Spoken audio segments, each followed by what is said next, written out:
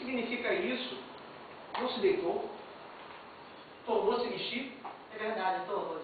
Tornei-me vestir. A essa hora para quê? Essa noite eu não pretendo dormir. Mas minha querida Nora... Ainda não é muito tarde, Torres. Senta.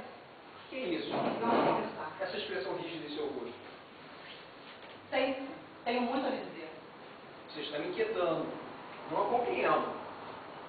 É verdade. Você não me compreende. Também eu nunca compreendi. Até essa noite. Mas... Não me interrompa. Ouça o que ele diz. Precisamos acertar as contas, Torres. o que você quer dizer com isso? Não chama a sua atenção? O fato inusitado de estarmos sentados aqui, face a face? O quê? Há 8 anos que estamos casados, Torres. Não é essa a primeira vez que, tal como somos, marido e mulher, sentamos para ter uma conversa séria sobre um assunto sério? Sério? O que você quer dizer com isso? 8 anos se passaram.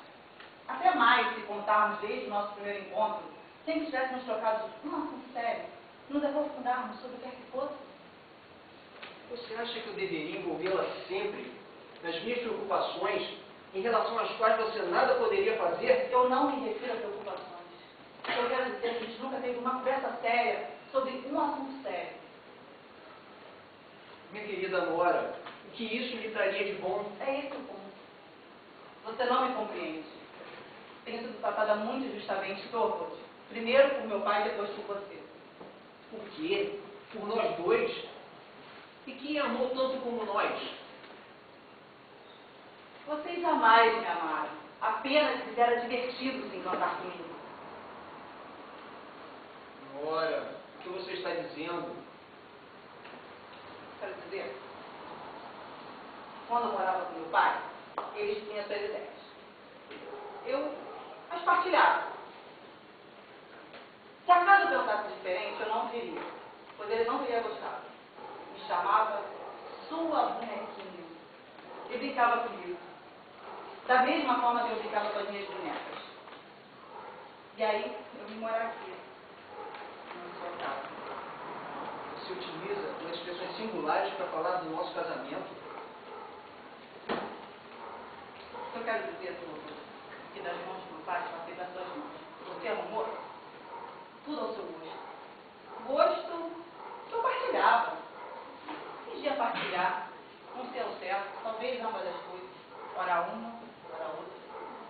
Olhando para trás agora, parece que eu vi aqui como quem vive gente pobre, que mal ganha pelo seu sustento. Vivi das gracinhas que fazia para você, Torres. Se eu de nada fiz, a culpa é de vocês dois. Como você é injusta, Nora, ingrata. Não foi feliz aqui? Nunca. Julguei que sim, mas nunca fui. Não foi? Nunca foi feliz? Nunca. Era alegre. Nada mais.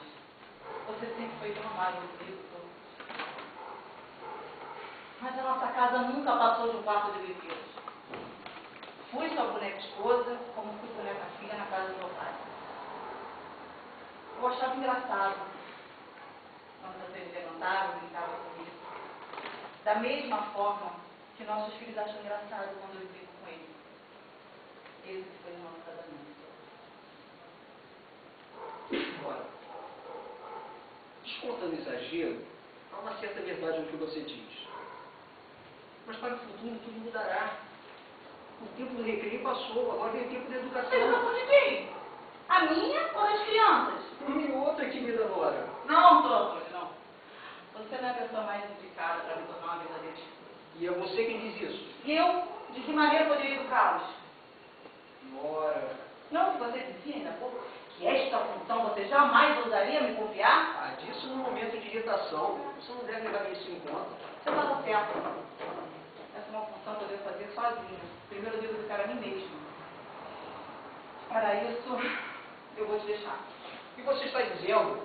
Preciso estar só a todos, para poder avaliar a mim e a todos quanto me rodeiam. E eu não posso fazer mais do que isso. Nora, Nora.